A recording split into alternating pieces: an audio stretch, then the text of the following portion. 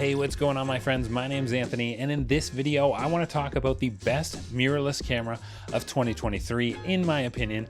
Now, before we get started, I do have to let you know, I'm not really a photographer. I am a videographer by day, but I've shot portraits professionally for over 7 years and have used this camera to take pictures on my recent trip to Iceland.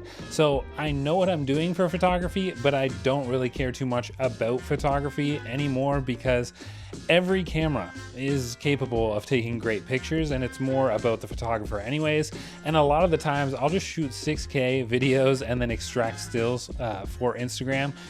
So photography, in my opinion, becoming less relevant. Like I said, in my opinion. But that being said, I continue to use just about every brand for photo, but not every brand has figured it out for video. So that's where I'm coming from when it comes to my top camera pick for 2023. So I'm not going to waste any more time. I'm just going to tell you right out of the gate, the Panasonic S5 Mark II. This is my top pick for 2023.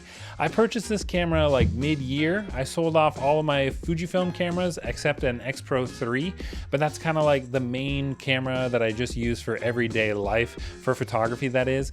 I love that camera for photo. It's smaller than the S5 Mark II, so I still own that. But what was most surprising about the S5 Mark II is how almost identical this camera is when it's next to a Sony Fx3, which is another camera that I use a lot since buying the Panasonic camera for work. I pick up the Fx3 and I wish that camera had a few of the things that the S5 Mark II actually has. And not to mention the price difference. The S5 Mark II is significantly cheaper than an Fx3. It's almost like half the price. So that's what I mean when I say this is the best camera for 2023. And I'm gonna run through a couple of features that I absolutely love right now. So first thing I love about this camera is shutter angle rather than shutter speed. It's really annoying having to change your shutter speed if you switch back and forth between different frame rates. Usually I just end up shooting with two cameras to avoid doing this and then just messing up the shot because I forgot to change the shutter speed. Ever since I got the S5 Mark II, I just use shutter angle and it's just set to 180 degrees and then you never have to touch it again. Having the ability to just lock all of the buttons with the single touch of a button is something that is available on the S5 Mark II. This is something that I find so useful. I find myself bumping that little dial right here showing on screen because this dial is so close to the edge of the camera, and then same goes for just about every brand out there. I'm surprised nobody's really doing this. Just set one of the buttons to just lock the camera, say in 24 frames per second and then 180 degree shutters. That is so key. I also love shooting in 6K open gate. So I shot this whole mock country music video in 6K and a full-on short film in 6K open gate as well. The quality is just fantastic. You have so much room to crop with all that extra resolution. And because of this, I find myself only really ever using a 35mm lens or a 50mm lens. I really like the 85mm, but since I have that cheap 50mm f1.8, I can just crop in further and I just don't find myself needing extra zoom lenses. So I love this, but the files are quite large. It's not all upside here. It's just over a gig a minute when shooting in 6K open gate. And now more than ever, I definitely am just deleting unused footage, even B-roll shots and things. Once the project's done and approved by any client, I'll just delete those clips. I put off buying a full frame camera for a really long time, but the full frame look is definitely becoming more popular when it comes to video. Almost all of the Sony video focus cameras, they are now full frame, and I've really been enjoying the bumping quality, and the colors of this camera are also just really good. When you get that extra blurry background, and then the dynamic range of this camera is also ridiculously impressive. You can check out this shot from my mock country song called Walmart Lover. You can see this on my channel, and if you want to subscribe, that would be appreciated, but I'll leave the link in the bio of this video. But it was this shot right here where the camera is just pointing through the trailer. I'm perfectly exposed, although I did use a very powerful aperture Nova light for this shot. But even during other times where I'm just not able to light things all the way, like to the best of my ability, the dynamic range is just so good. Nothing's blown out. I actually kind of find it difficult to blow out the highlights unless the light is just straight garbage. Obviously it's possible, but I do light my scenes a lot, and you can see the dynamic range is just very, very good. During my short film, there were a couple scenes where I didn't light anything, and I'm constantly impressed with the dynamic range, the colors, and just how this camera kind of looks and feels. Like I said, I went to Iceland. I took a ton of photos on the Panasonic S5 Mark II. During this tour of the glacier, my camera got completely soaked. I was shooting on an 18mm f1.8 lens.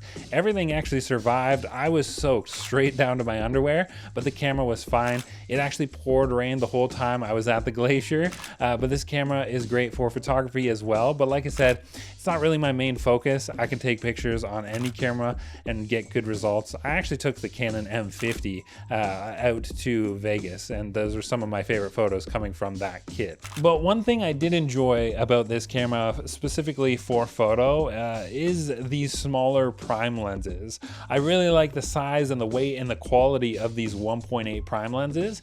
They're all the same size and the same weight, so I like smaller prime lenses, and that is an option with this camera. So that was more of a consideration for me when it came to photography, when kind of thinking about which camera I should go to next. Usually I leave this camera kind of rigged up like this and with like a top handle and a monitor on top, but currently I'm actually using those right now. And I shoot videos for the largest camera company in Canada, so that's kind of the main focus, and I do have access to just about anything I really want in terms of a mirrorless camera. So I'm always using the FX3, something that I love to use for work when I need that extra camera body.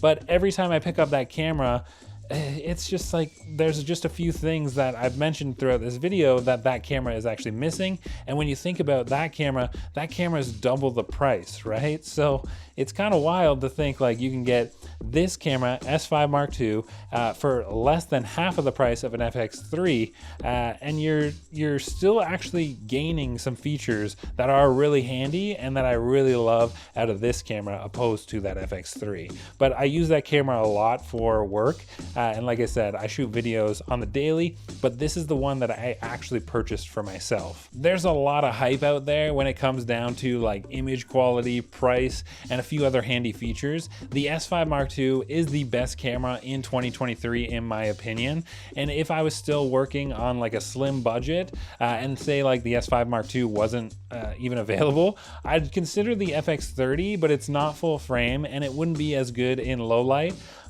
I put those two cameras side by side in a video I made for work and definitely noticed the noise in a lot of shots when shooting with the FX30, but that camera was quite good, but again, missing some of those key features that we talked about in this video, and it's a crop sensor camera, so if you're looking for that full frame look, that's just not it.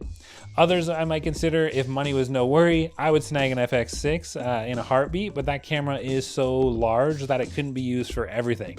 Whereas the S5 Mark II could do so many different jobs. Like if I wanted to shoot a documentary, I could. Sometimes I need an over the head kind of rig, and that would require a mirrorless option. I can definitely do that with this camera. And if you want the features that the S5 Mark II has, you're essentially doubling your cost by going with something from Sony. Another recently announced camera, A9 Mark III, that camera is great, but it's $8,000 Canadian, and you're still missing some of the features that we discussed. So that is where I'm gonna leave it. I wanted to kind of make this video short and sweet. Hopefully you enjoyed it. Subscribe for more funny videos and camera chatter that is actually useful. Like I don't wanna always talk about cameras. I actually wanna shoot stuff and not just talk about cameras all the time. So that's why you should subscribe, and I will see you in the next one.